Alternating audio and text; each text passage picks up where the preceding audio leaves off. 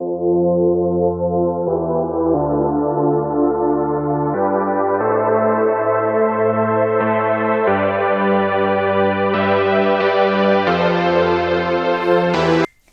there, it's Stephanie Shea, Chief Astrologer for janspiller.com with your monthly horoscope. And this one's for you, Capricorn. As we enter the month of October, the sun is shining in Libra through the 21st. And this really highlights your career or your public-facing image.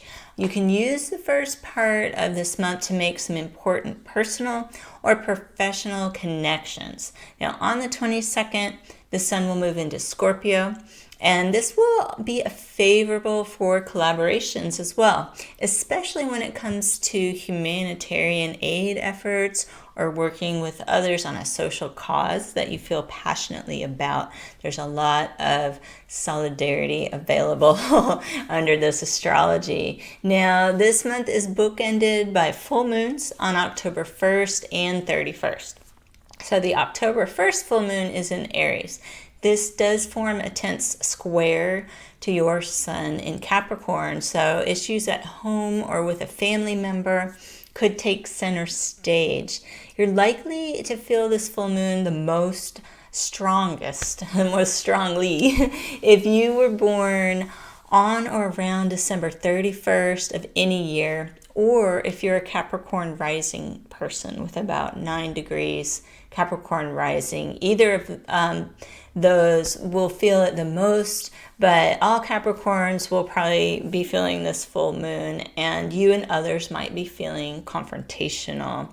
So take a step back, initiate important discussions a few days after this full moon has passed. The Aries full moon, especially under this Mars retrograde in Aries astrology, can really bring out the combative side in the best of us.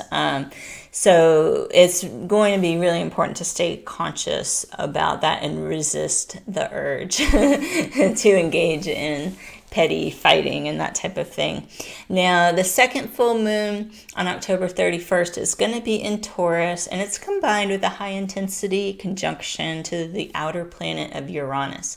This full moon is going to work favorably with your sun sign, however. So even if you're feeling unsettled or agitated with a current situation, your unrest that may get stirred up at this full moon is likely to lead to some positive changes and probably some things you've wanted to change for some time.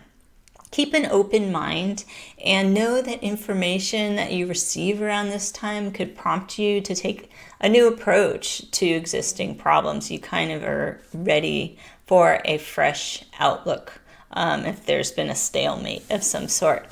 Now, we're going to be under the influence of both Mars and Mercury retrograde this month. So it makes it really important to slow down, review your current plan of action. We've had Mars retrograde since September 9th, and it's retrograde in the sign of Aries. It's going to continue this cycle until November 13th. So this astrology puts a huge emphasis on your past and your family life and perhaps events that might have occurred during your formative years. A lot of this old energy is being stirred under this Mars and Aries for you. It can be a really powerful time to acknowledge feelings stemming from the past and gain a sense of resolution. So make it a goal to leave the past in the past and take charge of what is currently in your sphere of control. That's a positive way to direct this Mars and Aries energy. It is all about your sense of self and what you can do to feel empowered. Now, Mercury is going to station retrograde in Scorpio on October the 13th, and by October 29th, it will be in the late degrees of Libra.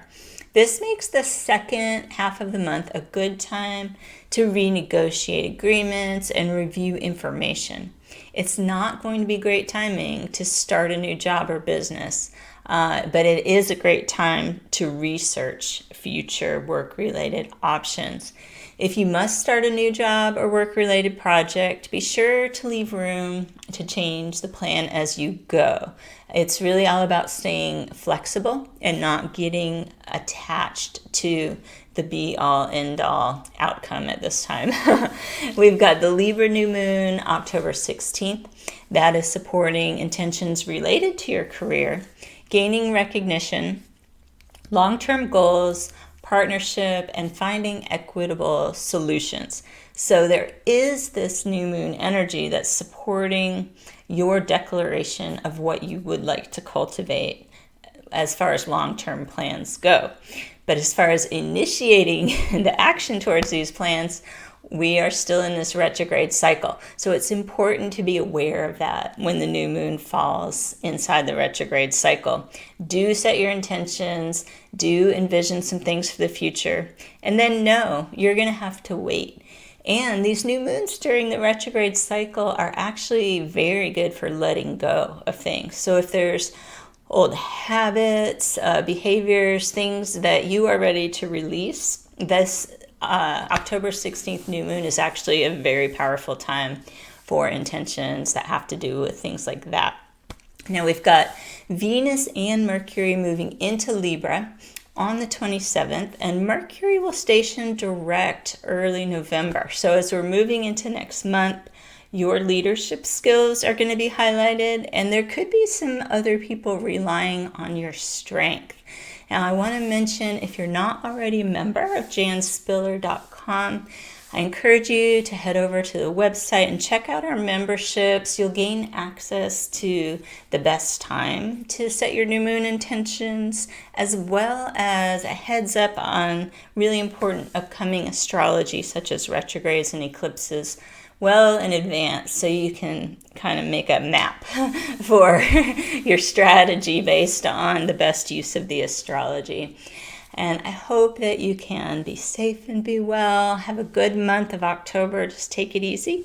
And I will see you here next month with your horoscope.